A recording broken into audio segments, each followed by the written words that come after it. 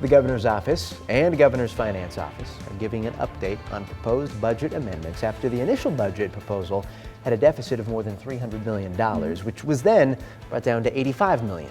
Good evening, everyone. I'm Ryan Canada. And I'm Alexandra Ray. Democrats say they were expecting amendments to fix the deficit to be filed last week. Michaela Hardy joins us live in the studio after listening in on the meeting. So, Michaela, are there any updates on the deficit? Yeah, Alexandra, the governor's office managed to successfully create a proposal with no more deficit. But even though that's no longer an issue, lawmakers are expressing some concerns with how they moved around the money throughout the budget. Upon reviewing the most recent budget proposal, Governor Lombardo's team members noticed a few resources either missing or needing some price adjustments. For example, they added in Opportunity Scholarship Tax Credit, which was initially not included.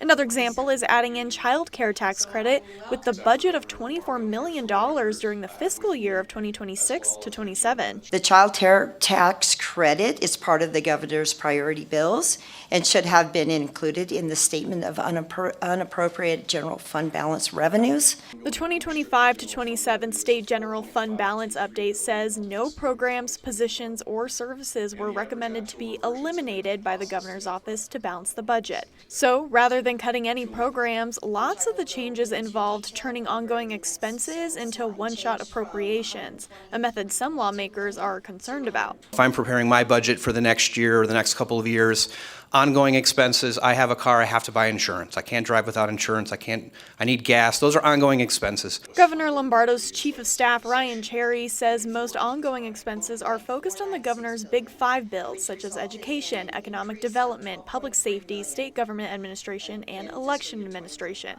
However, he tells us his housing bill will not have many ongoing expenses. Those are all one-time investments that will be magnified over time as money goes in and comes back in through those programs. Some lawmakers also worry the budget depends way too much on revenue predictions and funds. We're going to watch very closely. We're going to balance this budget. The money is there. But the fact that all this conversation about, I want guarantees that you're going to find new funding, I think we find ways to spend less.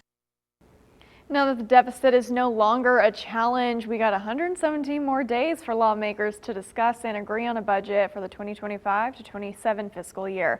We'll keep you updated as we learn more about it throughout this session. Covering the story, Michaela Hardy, 2 News, Nevada.